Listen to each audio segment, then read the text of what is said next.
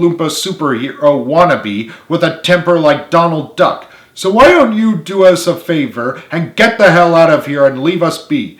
Get the hell out of my life and never come back. In fact, if anything, you should be the one who deserves to be locked up for the rest of your miserable life in a dark, smelly, isolated, disease-ridden, heavily guarded army prison where nobody will see your big, fat, ugly face or stinky, hairy, grotesque body ever again.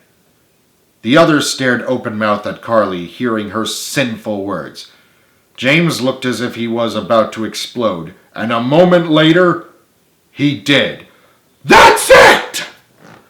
With sudden, frightening swiftness, James broke free from his friend's grip, sending Richard and Frank falling backwards and Gary and Joey flying forward several feet. At the same time, Carly broke free from Christie's grip, knocking her, Pedro, and Reginald over in the process. As the rest of the team backed up and circled around, James and Carly, their attractive faces livid with rage, circled around each other like wolves ready to tear each other apart. Come on, James roared. I'm going to kick your skinny little ass and you're going to regret ever mocking me. I can take you down any time, you galloping German sausage, Carly taunted. You can't roast me any better than I can, Swedish chef, James retorted. The others couldn't help but laugh, not at Carly's roast, but at James's roast. The joke is that James is German-American and Carly is Swedish-American. Carly looked as if James just slapped her upon hearing this. Honestly, you are such a... You want honesty? James cut her off suddenly. I'll give you honesty. I'll give you all honesty. The team was a little shocked to hear this as James pointed a thick finger at each and every one of them. To Richard, you're a clumsy ox. To Frank, you're a coward. To Gary, you're too much of a lover boy to do any actual work. To Joey, you eat too much. To Pedro, you spend way too much time around animals.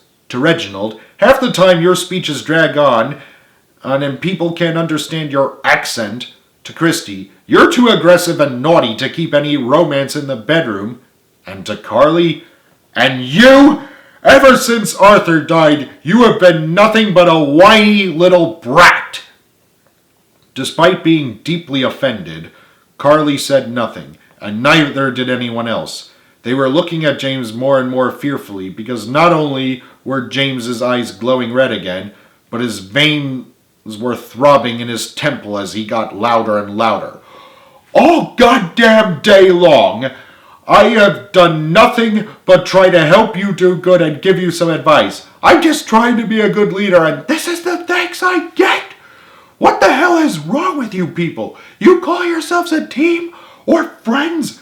No, you're not a team or friends. You're all nothing but a bunch of ungrateful jackasses. And to think I'd be stuck with you bastards all summer at that camp. I thought maybe after Arthur died we could all stay friends, but boy was I wrong. I was wrong about all of you, and if this is the way you're gonna be, then I don't want any part of your fucking bullshit. You're all on your own. I wish none of us had never met. You're all better off without me. Go to hell, all of you. I'm out of here. Everybody looked sad and hurt by James's words, except Carly, who was shaking. Her beautiful face looked hideous, all screwed up in anger. As James turned on his heel and stormed off, she yelled, Well, that's just fine with us, you great big oafish brute. Upon hearing this, everybody gasped in horror. Richard and Christy clapped their hands to their mouths, and Frank put his hands on his ears, grimacing with his teeth clenched. Carly had really done it now. James stopped dead in his tracks.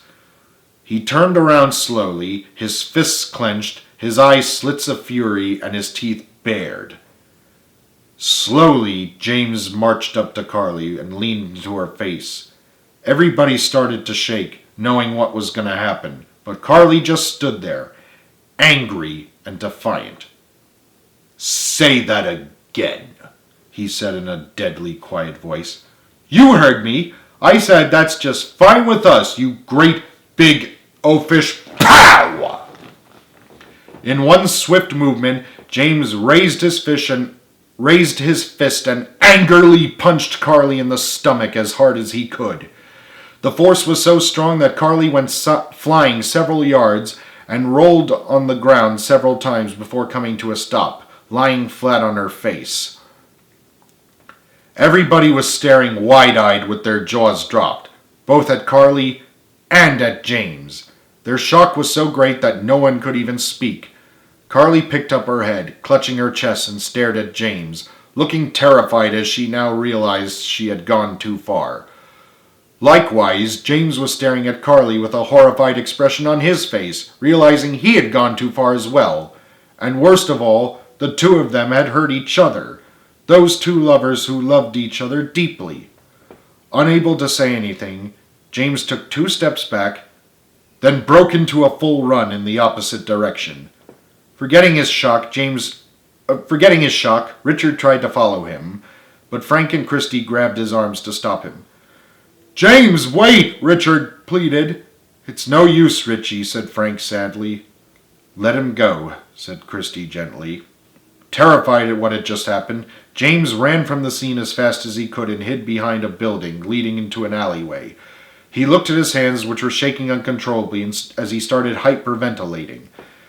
As James tried to comfort himself by hugging himself, he started whispering things like, "Oh God," and "What have I done?" After calming down, James poked his head around to see if the rest of the Mighty Nine was still there. To his relief, not only were they still there, but Richard and Christy were picking up Carly and sitting her down on a bench at a bus stop. James sighed in relief that Carly was all right, but still couldn't get over the fact that he reacted like that.